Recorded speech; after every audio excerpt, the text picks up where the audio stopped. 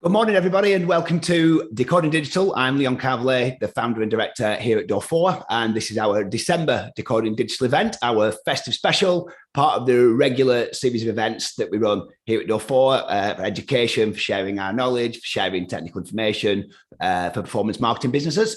I'm really pleased to say that in March, we're hoping that our Decoding Digital events will be back out on the road in real life, and we'll be able to start seeing you all face to face. We'll see what happens over the next few weeks. We'll be running these events in Lancashire, in Manchester, and further afield. So yeah, we'll see you face to face in 2022. But for now, we're here on Zoom. A quick intro to Door4. We're a performance marketing agency. We work with clients all over the UK and around Europe, working on performance marketing with our reach, convert, and scale philosophy for our acquisition, conversion rate experience, conversion rate user experience and conversion rate optimization, and strategic digital services. Today's event that you've all kindly tuned in for is the Performance Blueprint. We have three fantastic speakers with you here today who've all given up their time to be with you, to share some knowledge, share some insights, and hopefully make you a better modern marketer. I'll just pull up our panelists. This morning, we've got Steph Bridgeman, an accredited media analyst, a member of the board of the International Association for the Measurement and Evaluation of Communication. That's quite a mouthful, but it's a great accreditation for our speaker, Steph. This morning, today, she's going to be talking about search listening and how brands can exploit search platform data to really understand what customers want and help them to deliver better content and better experiences in line with customer needs. We have James Hayes, Director of Business Development at ParcelHub. Today, James will be exploring the customer journey and in particular how optimizing that journey can turn your customers into champions and advocates. Our third speaker today is Tom Morton, our very own Head of Acquisition here at Door4, who will be reviewing some of the impacts that Apple's iOS 14 update has on your advertising data. We've had a few months to get to grips with it now. And he'll be showing you some practical ways that you can still measure traffic and sales ethically. So a quick note about our agenda this morning and how Decoding Digital will run. Our three speakers will all be with you for about 20 minutes each. They'll have lots to say in that time. We like to keep it short. We like to keep it snappy. We invite you during the presentations to ask questions. If you're watching on Zoom, use the Q&A feature that's built into Zoom. If you're on LinkedIn, post in comments and we'll post these straight to our speakers after the third speaker. So after Tom has spoken, in round about 50 minutes to an hour, our three speakers will come back in and we'll be there to answer questions for you. So we welcome anything. There's no such thing as a silly question. As tough as you want to challenge the guests or something that you think will help you on your own journey. So without further ado, I'm going to invite Steph Bridgeman into Vision. Steph, do you want to join us? Hi, Leon. Thank you. Good you. morning, Steph. We can hear you there. Great, thank you. And there's a video. Lovely to have you with us. Share my screen momentarily. Tell me if you can see my screen too. That looks great, Steph. Thank you. Yeah, you got good full screen. It's great to have you with us. I'm just going to hand straight over to you this morning, Steph. So I'll let you introduce your presentation to our panelists, to our guests. Off you go. Brilliant. Thanks, Leon. Thanks ever so much, Door4, for inviting me. So I guess before I go on to explain why some of the biggest organizations in the world are exploring essentially the power of our thoughts through looking at what we search for in Google to create content which resonates with your target audiences, let me just tell you a little bit about myself because I work in a really niche industry. So let me just get this page down function going. There we go. Yeah, so my name's Steph Bridgeman. I run my own consultancy called Experience Media Analysts, and we provide services to the media measurement and media intelligence industry, but actually through all of their clients are some of the biggest brands in the world. We also work with marketing PR agencies directly and also with in-house communications departments. Essentially, what we do is we analyze media coverage and media signals so that those brands can optimize their messaging and really get a sense of the strength of their reputation. As Leon mentioned, I'm also on the board of our trade association, which is called AMEC, but perhaps it should be called IAMEC or something because it's the International Association for the Measurement and Evaluation of Communication. On that board, I'm also involved in bringing together academics that work in the communications, that teach in the communications field. And my role is to bring the practice of communications measurement closer to the academics that write about and teach in this field. So let me tell you a little bit more about media evaluation, because you might not have even heard about it. So media evaluation, I started off in the industry about 20 years ago, and we read media coverage. We work with brands, we sometimes read their media coverage or we read their competitors' media coverage, and we break it down and we analyse it qualitatively. We tell them how favourable it is, for example, whether that coverage has been proactively generated through campaign work or whether it's coming as reactively due to some issues or crises that might be happening. We tell those brands the extent of the prominence of that media coverage about their organisation, and we tell them whether that content is in print or online or social media locations, for example. We advise them whether that content is on message or not, so that they can really work with that content and improve it as it goes forward. And that's all very well, isn't it, analysing media coverage. It gives an idea of how well your agencies are performing. Perhaps it also gives an idea of how well you're doing against competition on certain key factors. But on certain key metrics, really, how are people doing against the competition?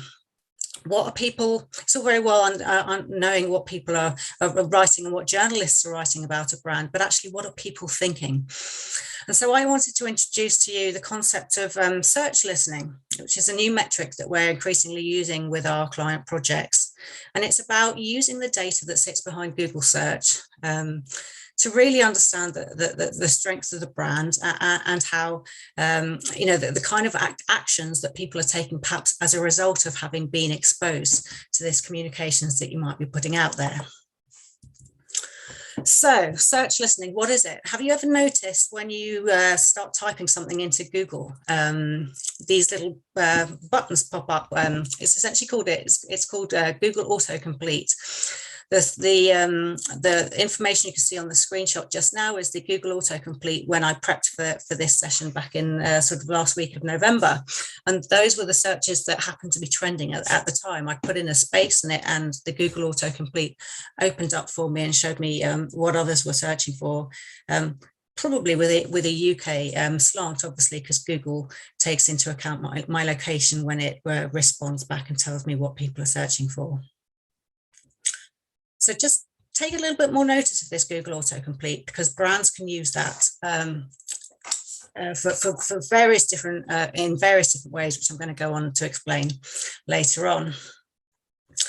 And some people say that we live our best lives on social media, but we actually live our real lives on the internet. And it's actually amazing what people put into the internet is completely different to what they might put out there on social media. Effectively, if you think about it, what we put on our social media feeds is a curated version of ourselves.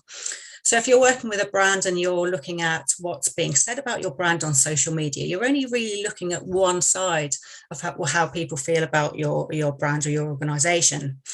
But by being able to understand exactly what people are searching for, actually their sort of darkest, deepest thoughts, we can really tap into what's going on inside people's heads. And on the screen here, there's a book on the left-hand side that I'm suggesting that if anybody's interested in the concept of search listening, that you go out and buy. It's called Everybody Lies. And it's just got some really fascinating studies in there, a lot of data around voting intention, for example, particularly in the US, and how the power of internet search behaviors helped to really understand what was going on deep down, how often actually some of that data proved to be more correct than some of the polling data that was out there. And I just want to ask you a question, and I've got here on the screen a screenshot from Google Trends. And it's a bit of a flippant and silly example, but it often makes me laugh. And I've actually stolen this anecdote from some colleagues who I work with from an organization called Answer the Public. They often use this example as a really good case study in how certain elements of communication can lead to action, i.e. search. So why do you think people back in the summer of 2019 started searching for the eagle, as we can see here in this screenshot from Google Trends? Well, this is the reason, actually. I don't know if any of you have Love Island fans, but that's Curtis Pritchard, who was on Love Island some years ago. And apparently, I think I was watching this series, but don't particularly remember this episode. But there was some talk. He was talking about a sex position, basically. It was called the Eagle, but nobody else had really heard of it. And a lot of the viewers there, of course, probably hadn't heard of it too. So that's one of the reasons why there was a huge spike in search in the summer of 2020 for this particular search term. And I just wanted to sort of bring that up as a sort of flippant and silly, but perhaps memorable example as to why small things like somebody saying one thing on a TV program can lead to action by a lot of people. So let me explain to you a little bit about how my clients use search listening, and there are different ways they use it. So my line of business is about working with brands to look at media signals to assess how well their communications campaigns have performed. And so a lot of brands will use Google search data in terms of understanding behaviors and awareness, so to speak, pre and post campaign. There are other brands, of course, that will use the power and the information and the insight from search listening to better power their content creation. Because, of course, if you understand how your audiences are searching and you're able to then create content that matches the words and the phrases that they might be using when they're searching, then that means you're really putting out content that will resonate with them and is actually going to be more likely to land well in Google search results too. And then I want to go on to explain how some organizations use Google search data in a sense as a way of doing an element of competitive benchmarking. So here's a particular case study. Don't know if anybody remembers this example from earlier in the year, actually, 2021. I thought this was last year, but it's actually more recently than I recall. And it was an example of one of those tweets from a brand that goes viral. And here we go. It's the tweet from Weetabix where it was suggesting that we bake beans on our Weetabix. And you can see from the engagement data just on this tweet how well it performed. And I guess the social media agency involved with Weetabix at the time will have used this screenshot and detail around that strong level of engagement in terms of the retweets and likes and so on. And thus, I imagine the reach figure that would sit behind it as an example of how well this campaign would have performed. And I guess one of the purposes behind this campaign for Weetabix was about getting people talking and getting people thinking about Weetabix, to create a little bit of a viral discussion and get people talking. And so, of course, people did get talking with this particular campaign, and media coverage was created as a result of it. The content on social went viral, and therefore the marketing newspapers and marketing press picked up on it, reported it. That in itself probably led to further behaviours. So that would have been another example and another evidence point in terms of awareness and pickup of the campaign. It would have been the analysis of the media coverage that resulted from it. But also there are other ways in which we can demonstrate the success of the campaign. And of course, you can see that demonstrated through the Google Trends screenshot that I've got on the screen, sort of top right hand of the screen now. And we can see a huge spike in searches around the term Weetabix and baked beans, exactly around about the time that the post went out. And with Google Trends, it's wonderful because you can put in your key search terms. You can limit it to certain particular geographic regions. For example, I've got here on the screen, it's limited just United Kingdom search, but we could have shown this on a global basis or compared searches in different markets. I've limited the results for the past 12 months, but the great thing about Google Trends is that you can actually go back as far as 2014 to see how different searches have performed over time. And what it does is it normalizes that data. It doesn't give you the actual volume of search data for that particular phrase, but it on a 100-point scale tells you where the relative highest point of search was. So we can see that highest point of search is around about the beginning of February when the social media post went out. But just a very simple way of gathering evidence as to how how this campaign performed and the extent to which people were talking about the campaign is also evidenced by taking a screenshot from Google Autocomplete, which you can see on the bottom right hand side of the screen here. So we can see that there are people searching about Weetabix baked beans, of course, but also about the Twitter thread, about the responses, about the actual campaign itself. We can see that in ninth position down at the bottom of the list here. And so sort of just a tip for you really is that sometimes if you're putting out a piece of content or if you're working on a particular campaign, have a think about some of the behaviours that might happen when that campaign is completed. Can you provide evidence beforehand of that behaviour not happening? Perhaps that could be evidence through search. And then can you take a screenshot or look at Google Trends data after the campaign has happened and see if you can surface any evidence of people effectively looking for further information or searching around a key phrase or a key topic to demonstrate that people are actually taking action as a result of the communications that you put out there. And so then there's another way of using search listening data. And I'm showing here a screenshot from a tool that I really love to use. It's called Answer the Public. And that Eagle sex position anecdote actually was stolen from Answer the Public. So I have to credit that with them too. Now, with Answer the Public, it's actually a free tool that you can use.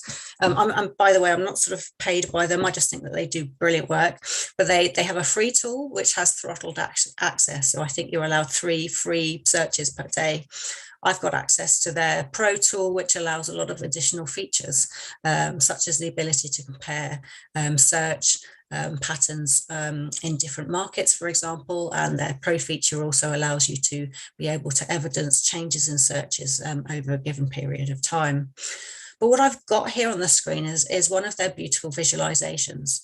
So what they do is they effectively take all of that data from Google Autocomplete, but they do it sort of times 50 for every search. So it saves you an awful lot of time. So you can put in your search term into the middle of Answer the Public. I've put in here search term Burnley, for example. And it does an awful lot of searches in association with other words. So it will come back to you with a range of searches linked back to questions. So, you know, who, what, why, or when, or prepositions, for example, you know, with, for, near, or can, or comparisons. So for example, the and words, the or like, or versus words.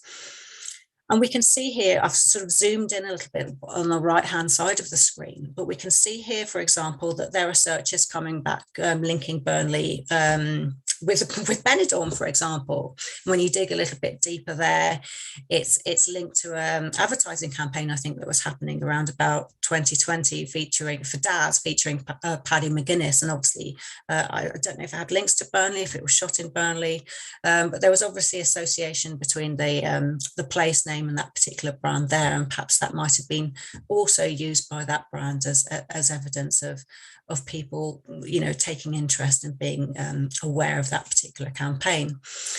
What I think is really interesting here on the top right-hand corner, we see the kinds of searches that are associated with Burnley and then the letter Y, for example.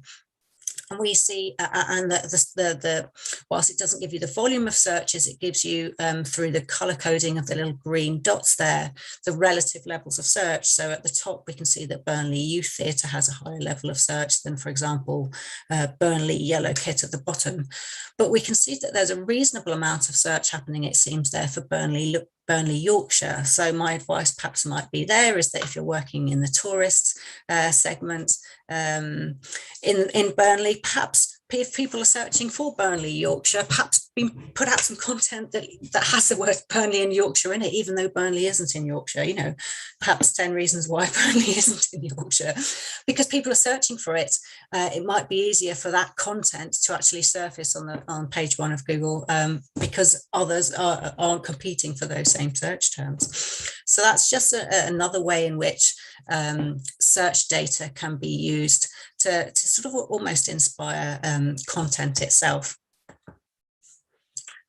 And then also in terms of competitive benchmarking. So I used to be on the board at both Accrington Rossendale College and Nelson and Con College. And it's really interesting. It's a very competitive market in the further education space. There's a limited amount of students, only so many courses available, and so on. So everybody's fighting over the same students, and sometimes there isn't the budget there to go out and do a stakeholder analysis or real in-depth market research about your potential audience. But what can you do in a cost-effective way? Well, search listening, search data can be really interesting.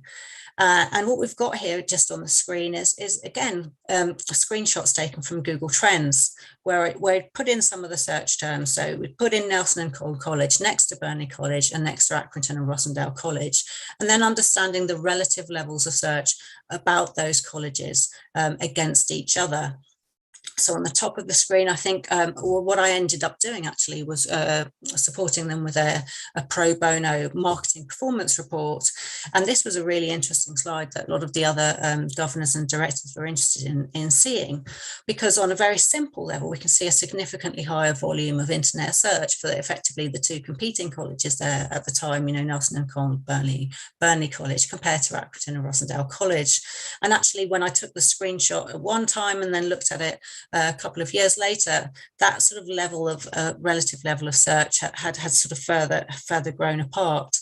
And I just think that can be a really interesting way in which you can gather data sort of on a competitive basis to explore if there are different levels of search for perhaps your organization and a sort of competing organization in a similar field, whether the extent of that search over time changes, whether you have sort of similar peaks and troughs in search over time.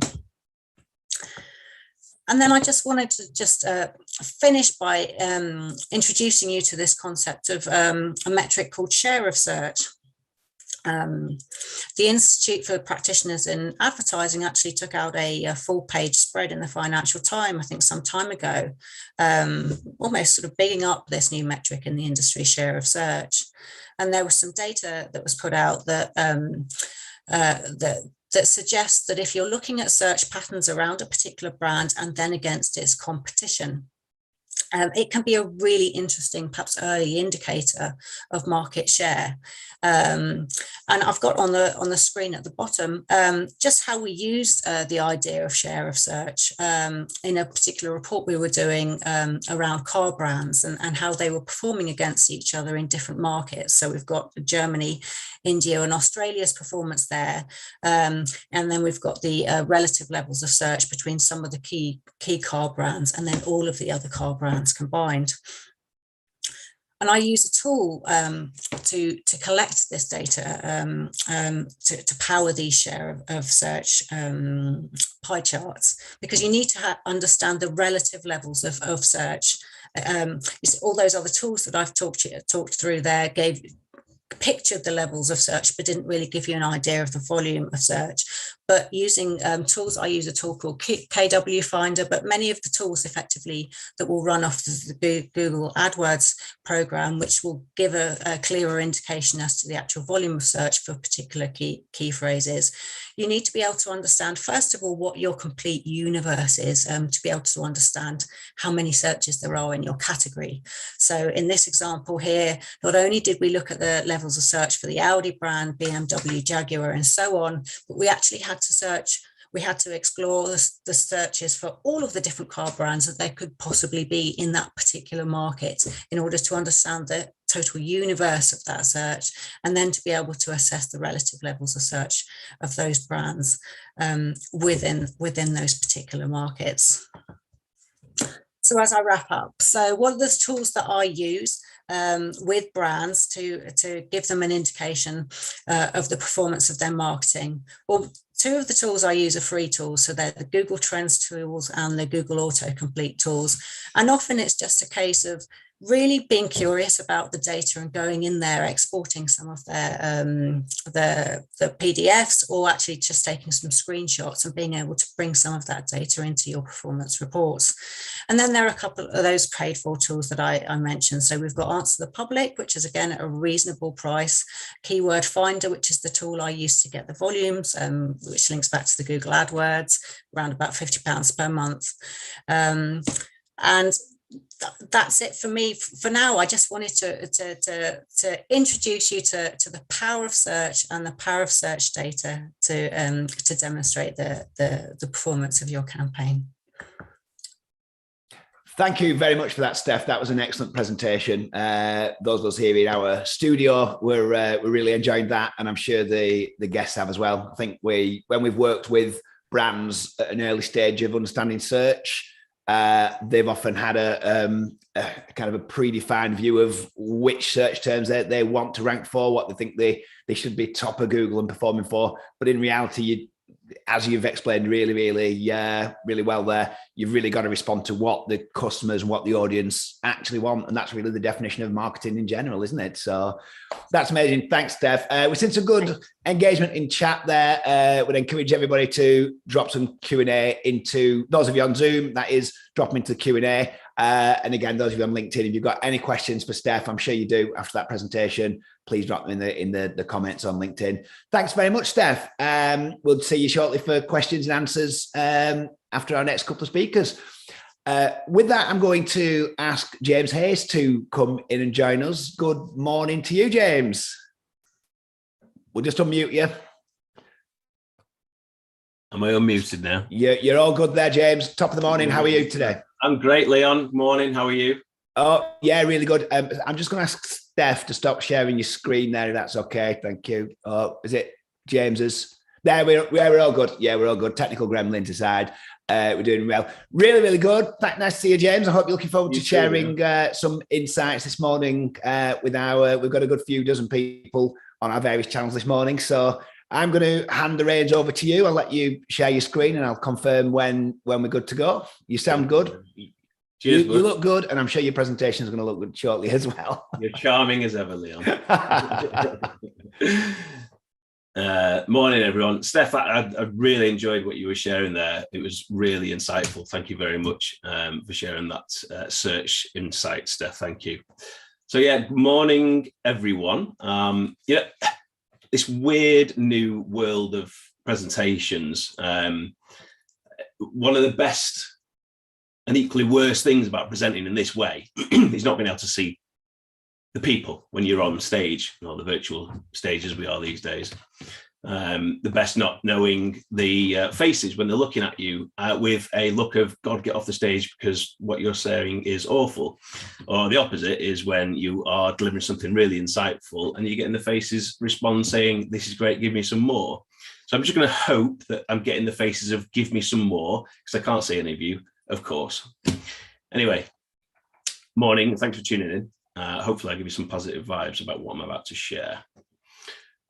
So I have a question for you. Who here is an online retailer or seller of goods? Normally there'd be a show of hands. And who of you think that you know your customers and what those customers want from an online retailer? That's an interesting question, and one you've probably answered, I know them really well, of course I do. And you may well do. However, the basis of what I'm sharing today is from an industry survey that we've carried out along with our friends at Brightpearl, where we got retailer and consumer input. And the survey finds gaps in between what a retailer thinks a consumer wants and what a consumer actually wants from an online retailer. I'm also going to talk a little bit about the end-to-end customer experience and how you can use post-purchase experience as a customer retention tool. So if I share screen, press that, hopefully that works. Using 3 screens is always a challenge to know where you're at. So I'm James. I'm a bit of an e-commerce addict, some would say. I especially love tech that helps solve headaches in and around e-commerce. So when we think about customer experience, most people think about on-site personalization or search, as Steph was sharing, intelligent search, use of content and information, the way the site is laid out, checkout experience, loyalty programs, the list goes on. All incredibly important when building the blocks of your end-to-end customer experience. But often not much thought is given to the post-purchase experience, what we call the back office, and the impact that this has on what a consumer remembers when shopping online, and therefore your ability to keep that customer. So we all know the world is changing. It's in our faces every flipping day. Unfortunately, so much has changed. It's hard for us to focus on just one thing. If you're like me, there's a million one things going on at once. So it is really hard to keep focused. But let's look at some specifics and how these changes have affected the experience and how we shop. So roughly 50 shops a day are closing in the UK. Proper sad. It's really bad, but it's the truth. And that's what's happening at the moment. But it means that certain items that I used to buy in store, I can no longer, because the store's closed. So I buy it online now. Some great stats of the growth in e-commerce, 26% of sales now are through the internet. 2 years ago, pre-pandemic, that was about 18%. So it might not sound like a big change, but that's 50% growth to online in 2 years. HMRC data also shows that more new businesses were created in any other month since records began.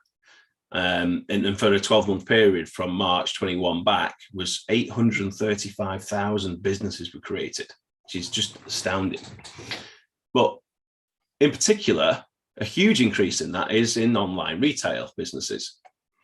An average of 4,613 new e-commerce businesses per month being set up.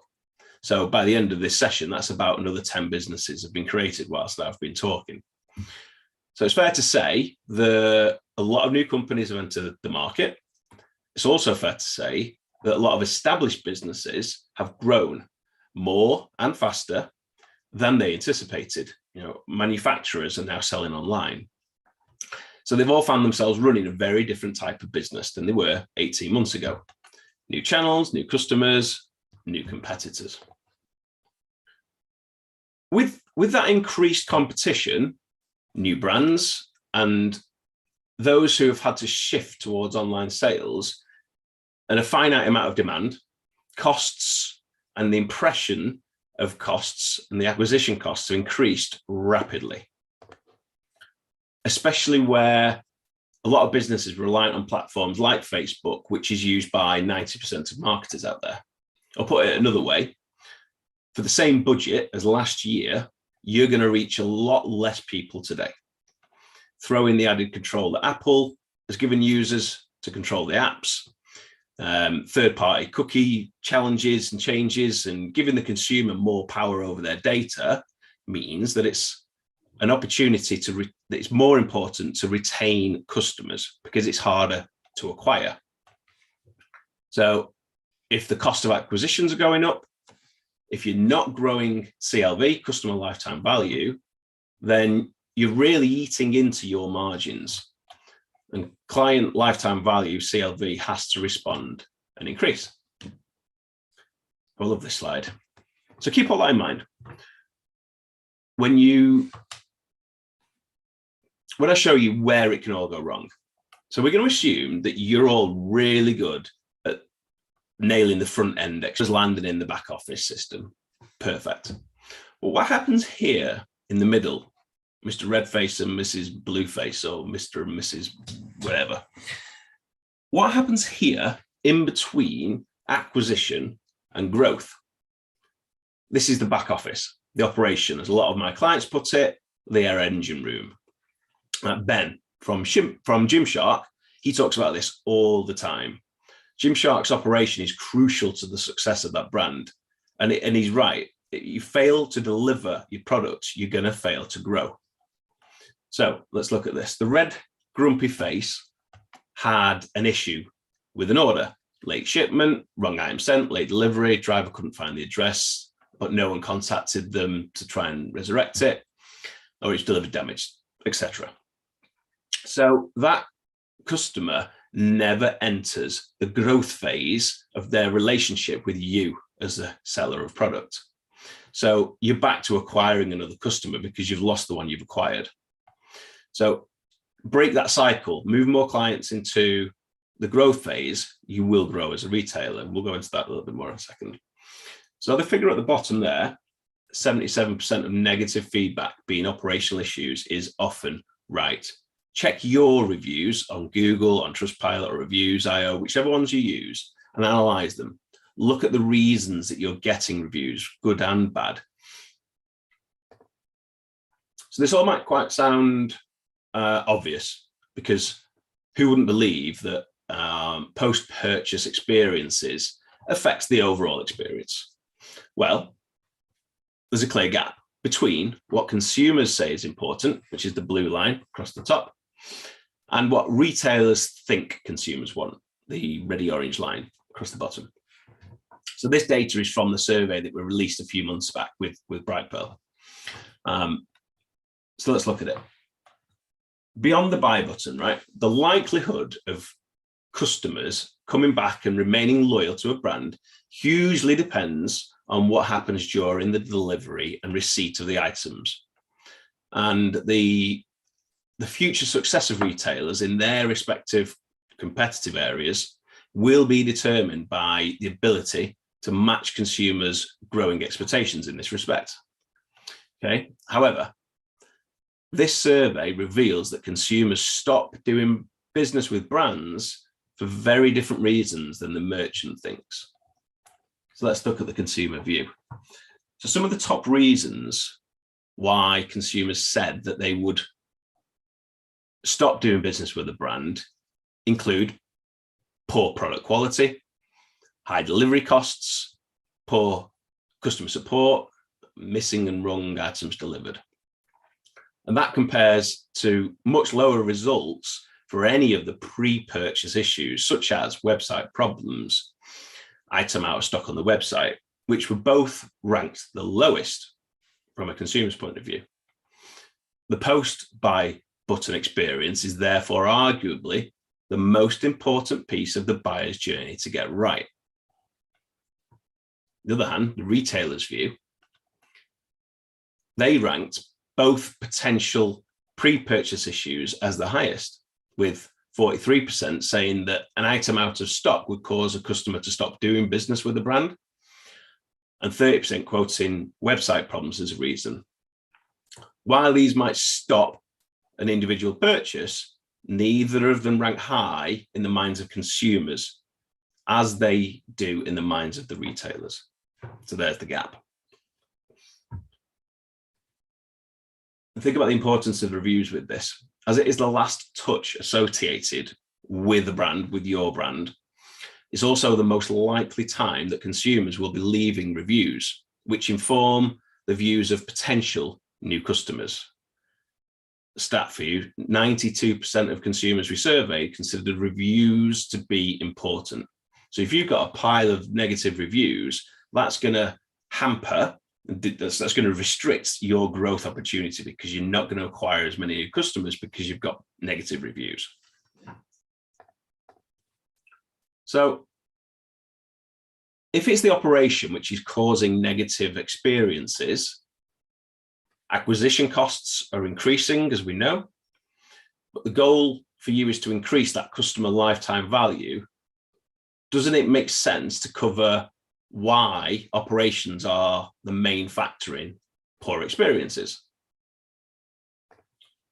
The research tells us that it is. So around half of the consumers that we surveyed said that they've had between 1 and 3 bad experiences directly related to shipping or delivery or tracking within the last year. So that's quite a lot. Only 22% of retailers think that they're offering the best post-sales process that they can. So a lot of retailers acknowledge that they've not got this right. So there's room for improvement, no question. An absolute given, and if you're not doing this, you need to. 97% of these consumers have said that post-purchase information is important to them. So things like order updates, a link to the parcel tracking. If you're not keeping the consumer informed and involved with the journey, then almost all of them are expecting it. So you really need to do it. So that's what the research has been telling us. Operations can actually be a differentiator, a support acquisition of new customers too. We say this all the time in ParcelHub. Imagine the positive tweets from a wonderful delivery experience that you've created. That positive interaction with that consumer will be seen by tens, hundreds, maybe thousands of other people who then potentially likely to come and check out you as a brand because you've done something great for one of your customers and they've shared it on Twitter. So give the consumer, should I say, customer, give them choice, okay? How do you nail your operations? So that is by giving them choice at checkout. Not everyone wants the next day delivery. Me, I am captain last minute when it comes to buying things online. Right now, I am dreading getting everything in time for Christmas. I can see me in the Trafford Centre on Christmas Eve getting everything. But I don't always want to pay £6.99 for next day delivery. If I am organised, I want that choice of free, cheap, or the slower delivery option. So that says that your consumers have got different buying habits. They've got different buying desires. So make sure you've got multiple delivery options available to them. Make sure your order processing is streamlined, your back office system, often called order management system. Make sure it's giving you rich data that you can process and get those orders out of the warehouse as fast as possible with no errors. A delivery management system. So ParcelHub here, come a little, not so little, subtle plug. ParcelHub provides software that monitors shipments that you've sent. So that when there are issues, delays, misroutes, damages, common issues like that, it brings them to your attention in real time so you can act on them immediately. Remember, this is where you lose customers at the delivery point. So just by sending the parcels and assuming they will all be delivered, that's a big mistake. You want to make them return as a customer. Operations isn't just the warehouse. Your CS team, your customer service team, play a vital role here. They should monitor orders out for delivery in real time. One of my favorite examples of nailing this, we do this all the time with our customers. When a parcel picks up a scan, such as bad address or delayed, use that event to your advantage. You can get on the front foot. When one of these events happen, it will often mean a delay to that delivery or a risk to a failed delivery. So why not tell your customer there's been an issue? It's another contact, it's another touch, it's another moment of, we value you, Mr. Customer. Message them, call them, tell them about the delay, but importantly, that you've seen it before they've seen it and you fixed it. Say you're sorry, but best that you know, as we don't want customers calling in upset with us when they realize it's 7 p.m. at night while they're watching Corrie that their order hasn't showed up. So prioritize the next day orders, check that they've all arrived, take action if not. Your 2 to 3 day shipments, make sure they're on target, make sure they're going to arrive, take action if not. It's being on the front foot. If you spend a little time focusing on the 5% of orders that have issues, and it is only 5% as an industry average, you're more likely to retain and importantly, enter those clients into the growth phase of your journey with that client. So you can turn a negative into a positive, even if that parcel has been lost. By being honest, upfront, and in front of the problem, you can win your customers' loyalty because you've showed you care. I'd almost guarantee that customers that didn't get their order will come back and buy again because you went the extra mile. Just remember how much time and effort you've spent and money you spent acquiring that customer. Why ignore them at the back end of the journey after you've gone so far to acquire them? So what's next? What can you do? Evaluate your reviews. Look for common keywords that might be around your delivery, your warehouse, your messaging. Look at what the feedback is, implement the change. Look at technology that's there to support you with those reviews. How can you get more positive? How can you get less negative? What technology is out there to streamline the orders to get more orders out of the door from a fulfillment point of view? you might realize that actually we're failing as our own warehouse. We can't cope with this all on our own anymore. We need to outsource to a third party that knows how to do fulfillment. You might not be able to do an 8 p.m. cutoff because you can't get the staff in at night time to support a later cutoff on your website. Is that a reason to outsource to a third-party retailer, a third-party logistics provider? And technology is out there to help protect you as much as possible, keep those clients at the end of that journey, like a delivery management platform, to make sure that you're not failing deliveries. So when you're entering that growth phase, you're not failing to grow. You're embracing that growth, and you're making your customers stay with you and spend more and more money. So don't spend all that time.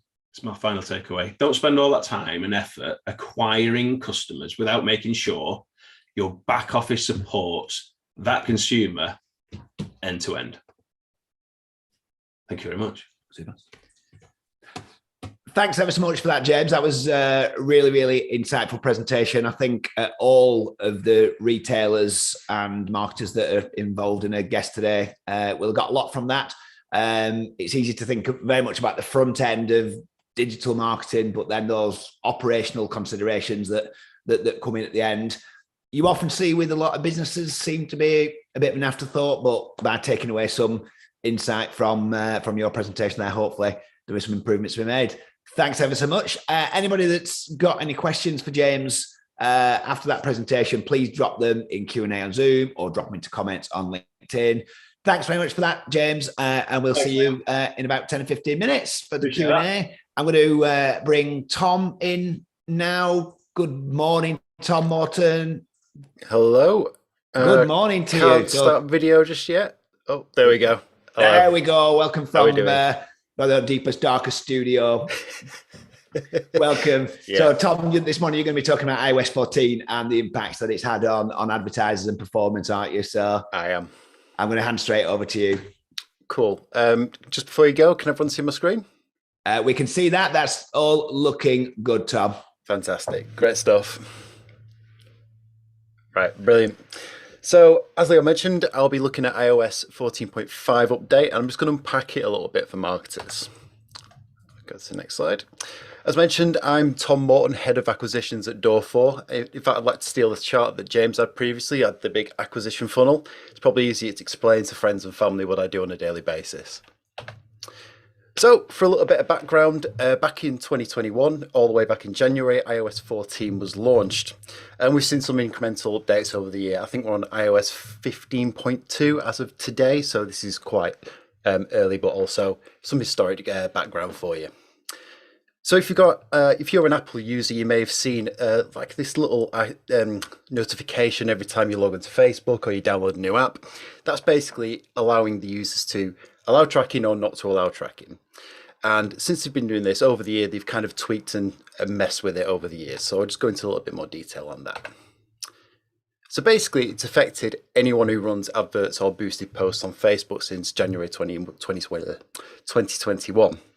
And that equates to roughly around 98% of advertisers online. I know James quoted 90% earlier, so it's around that. It's a very, very high number.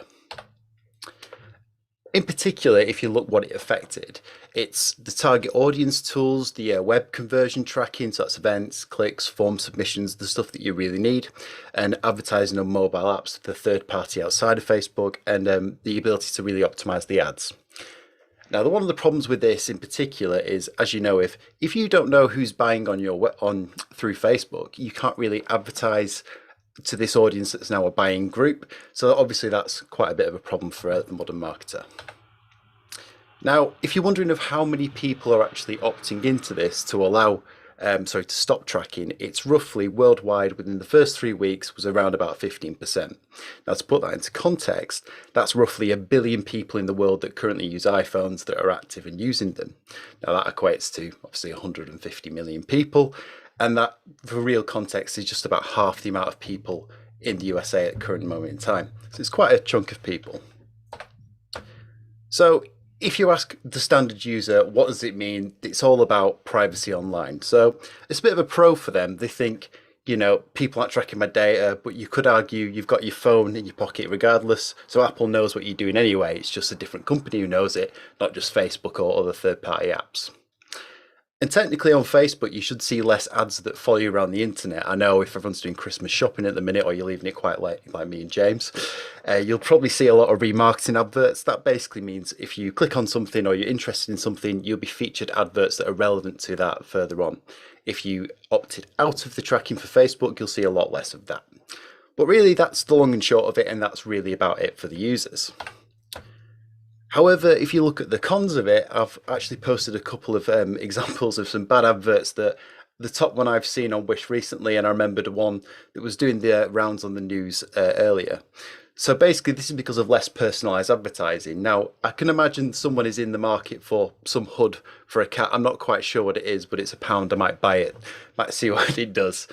But also you could buy a picture of the former Iraqi leader Saddam Hussein, which is a bit of a weird one. Not sure who's trying to buy that, but that's the kind of example that you could get for some pretty bad advertising.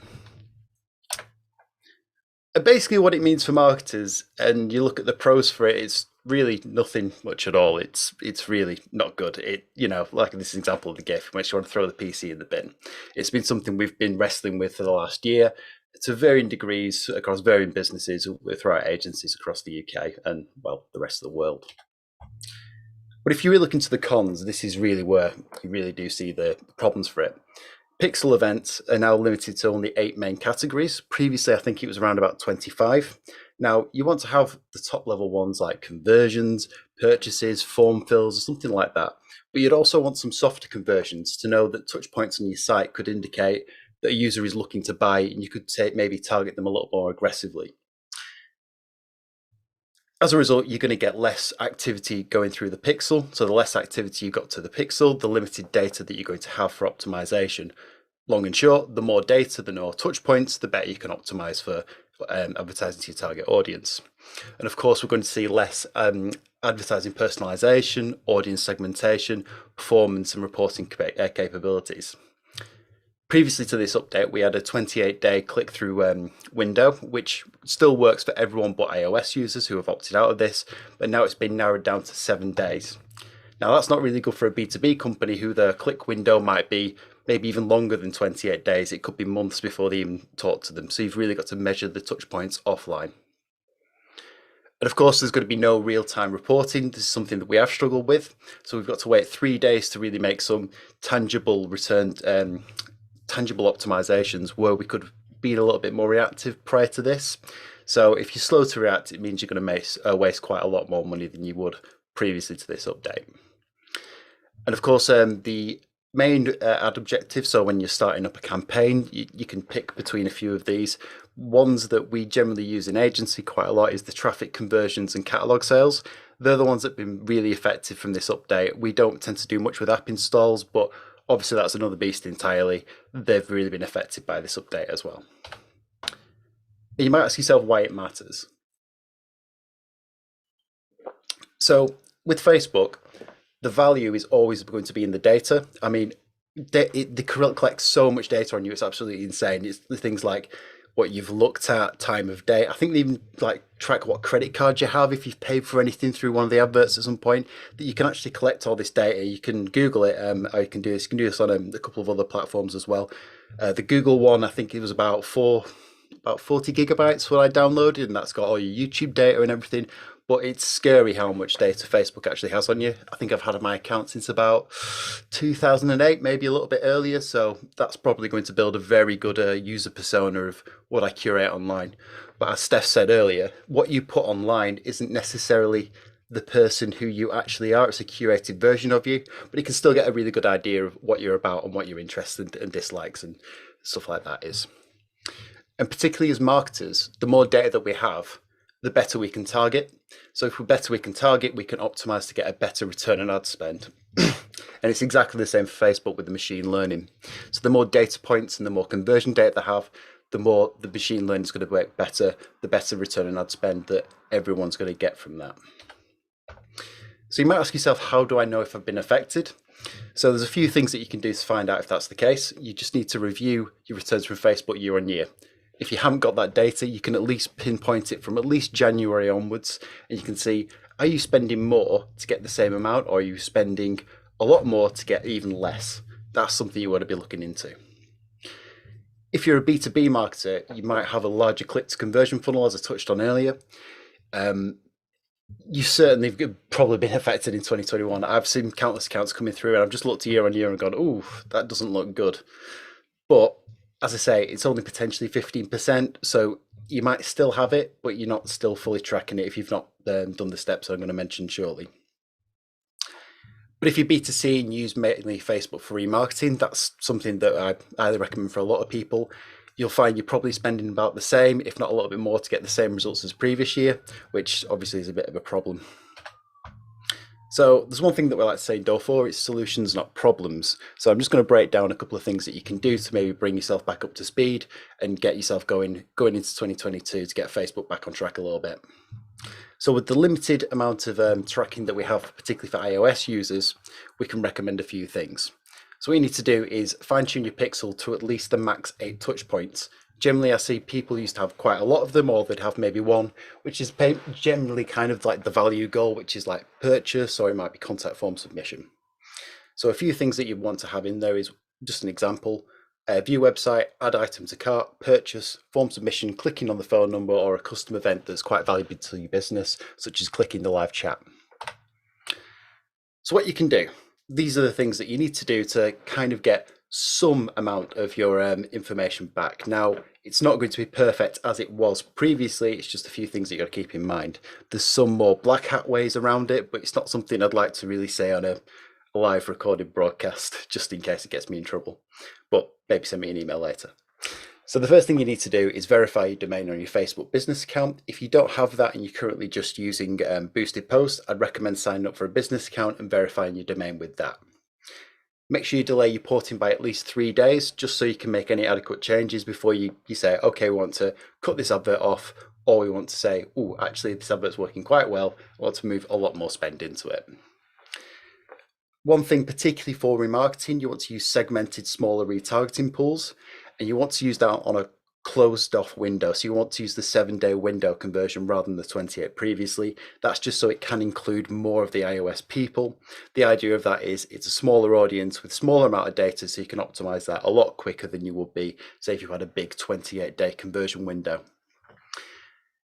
And if you're an e-commerce business, you can use the value optimization for 100 purchases, but you've got to be 100 purchases within 7 days. I know that's not exactly for everyone, but that is a big game changer if you can optimize for that. Part 2, if your Facebook and your web conversions are no longer reporting on things like age, gender, region and ad placement, is a bit of a tough one. But the one thing that you can do is actually target by radius rather than location. So for example, if you wanted to target Greater Manchester, I'd suggest maybe dropping a pin somewhere like Bolton and then doing maybe a 10-mile radius or maybe larger. While you might not know exactly where they've come from, you're still getting the conversions through and you're hitting the right people. So you might ask yourself, why am I only hearing about this now? It's been out there, but I feel like it's never really been clearly explained in black and white. And I don't think I've even done a perfect job of how to do it. I've just highlighted some of the issues of what is there and then a couple of things that you can do to remedy it. There's full documentation out there that Facebook provide, which you can walk yourself through, hand it to a developer, whatever it might be. But the one thing that I'd like to say for us, it's better to be starting now and get ahead of the curve, because I think a lot of changes are coming in the coming years. Now, in particular, this is actually from today. I dumped this slide in today, this morning, got up at 7 o'clock, checked the news as I usually do, and iOS 15.2 is launching, I believe, today. Now, one of the features they've got within that is they're going to maybe stop putting on open rates, so that's really going to be a struggle if you rely on email, particularly in your business. So as you can see, this isn't just a Facebook exclusive thing, this is coming larger and larger and larger. And they've got a little feature now, if you pay 99p a month, it hides your real name and email address. So if your data collection is really important to your business, it's just not good for anyone. But that's another talk entirely. And just a couple last points. Not only is it that iOS, Apple, that they're going for this big transparency move, you'll find a lot of people are using internet blockers just to stop ads on the site. Personally, I've worked in advertising for well over 10 years, and I've used an advert blocker for well over 10 years. I know it sounds a little bit counterintuitive, but I think that number is only going to grow in the next coming years. So a couple of future predictions. The number of advertisers advertising VPNs to make it a little bit harder for advertisers, that's going to grow, especially when they're spending $1 million every single month. You've probably seen it on YouTube videos, targeted ads, you name it, it's all there. Lobbying for internet transparency is only going to increase, especially with big companies like Apple are moving towards this, and they're being very transparent with it. And as James touched on earlier, the cost of advertising online is rising, and it's continuing to rise. If you work day to day within this industry, you know the cost per click this time versus last year is completely different. And I just had a little screenshot of what I saw in the news today. Apple are now providing an app privacy transparency report. So what would happen is if you click that, it will give you a breakdown of absolutely everything that app has collected on you since the day dot. So that's going to include access to your microphone, the recordings, a little bit of scary stuff, network activities, where you've been. It's probably harmless data that they're collecting, but they are being more transparent. And I think that's definitely the future of advertising that we're going to see. Now, I think we're going to move over to a Q&A, so I'm happy to answer any questions that you may have in the next, however long it is. Brilliant. Thank you ever so much for that, Tom. Really, really insightful. Loads for us to learn there, and hopefully that's useful for all of our guests who joined us today. I'm going to invite Steph and James back into video as we move into Q&A. We've had some quite lively chat and conversation in the Q&A. Hi guys, you're all there. I think we're all in audio. Yes, we've had a few questions. I'm going to jump into Steph, if that's all right. You were the first up, so make sure that your voice is still working. And we've had a question: how many search terms are needed to establish share of search metrics? Surely there are thousands for each market category. Yeah, potentially. I mean, I suppose with that, for example, that car brand example that I showed before, we were looking for kind of branded search. So literally comparisons of the car brands against each other. So for that particular project, yeah, there was probably about 70 or so different car brands that we would have typed in and got the data back for. But again, some of the tools that we use allow us to bulk export all of that data at quite a decent amount of speed. So it's about it's defining what your universe is, and that's up to you to define. And again, you might end up doing a share of search not based on branded search. It might be around product areas or product names where perhaps that level of sort of comparison or that universe might be smaller. There's a great guide on the PRCA's website as well, which gives some really practical examples, prca.org.uk/innovation, and some great practical webinars to really get into the detail of how to do this going forward. Brilliant, thanks. I'm sure that if anybody's got any detailed questions on that, they can get directly in touch with you. We'll make sure that your contact details are shared with the event. And just for everybody, there is the recording of the event will be available. It'll be available from the Door4 website from later this week. James, where's my parcel? Which is usually the question that I think you and retailers and shipping companies often get. PODs and these kind of problems. It's all of us as consumers face that. So how can platforms like ParcelHub, how can they kind of help me as a retailer monitor and manage those shipments? Yeah, good question. We get asked that a lot. Where is my WISMO, we call it? Where is my order? Love an acronym. So everything that you've sent as a retailer, if it's on a track service with the likes of Raw Mail, DPD, etc., will be scanned on its journey. So their data, there's their data points there. So we use those data points to highlight delivery issues. So let's say driver's on the street, he can't find the address, he can't find the house, he marks his handheld terminal as failed delivery, check address. Within seconds, ParcelHub algorithm has spotted that event, because we're constantly scraping these events out of the carriers through the API integrations. And within minutes, often, then we've created a ticket within ParcelHub to say, forced it to our customer service agents to investigate. So on the street, driver, check address, 3 minutes later, one of our team in Nottingham gets the job pushed to them as a ticket to investigate. And we then validate the address, check where the driver was with his GPS coordinates. Is there something not quite right? We'll tell the carrier, the information. If we can't fix it, we then go to the retailer and say, we've got this issue, give us some extra information. Well, that's all done in real time. The parcel's still in the van of the courier in most cases. So you won't be able to get the courier to turn around and deliver it because he's on to his next drop, but you're going to fix it for it to go out the following day. So without us doing that, the couriers don't tell you these days that there's issues with deliveries on every single one, whereas we're on every single one. So you're going to have less returns, less cost of stuff coming back, more customers getting their order. And it gives you that touch point to contact them again and say, we love you, we've done something. Yeah, good. I think this is eventually the standard that all e-commerce retail will have to live up to. You know, that these are the standards that I think the bigger players are able to set up, and businesses like ParcelHub and with your input means that it's increasingly accessible to all retailers, really. Yeah, absolutely. Great, thanks, James. And Tom, I think a question for you: How do I know if I've lost traffic? I think you've covered a lot of the aspects around the iOS tracking debate. You know, how do I know? How can I tell today whether I've lost traffic as a result of that update? It's very similar how you'd review the process anyway. So you would be looking year on year in Google Analytics, but one of the big factors that you'll need to do there is look at the spend year on year. So if it's a similar level of spend, you should get an idea of how many clicks you're going to get through to it. And then secondly, look at your audience sizes. So if you had a 1.2 million size audience in last year and you look at it this year and it's 800,000 or whatever it might be, that's how you'd have to balance it out. But it is a bit of a tough one, particularly with traffic, because optimizations happen all the time. You might get a smaller audience and get more sales, etc., etc. It's more of a complicated question than a couple of minute answer. Of course. And again, we're available. I'm going to expand and make your life a bit more difficult. Go for it. Because you work with me. Yeah.